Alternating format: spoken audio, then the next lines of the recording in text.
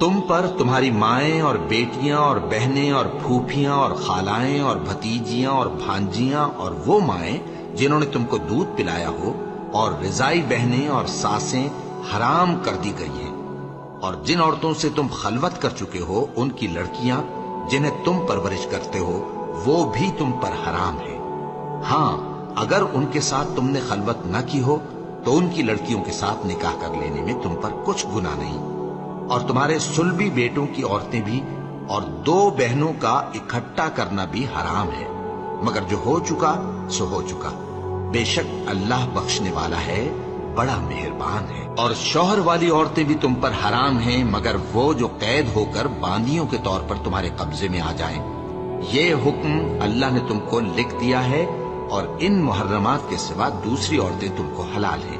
اس طرح سے کہ مال خرچ کر کے ان سے نکاح کر لو، بشرطے کہ نکاح سے مقصود عفت قائم رکھنا ہو، نہ کہ شہوت پرستی۔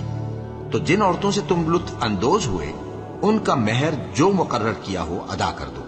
اور اگر مقرر کرنے کے بعد آپس کی رضامندی سے مہر میں کمی بیشی کر لو تو تم پر کچھ گناہ نہیں، بے شک اللہ سب کچھ جاننے والا ہے، حکمت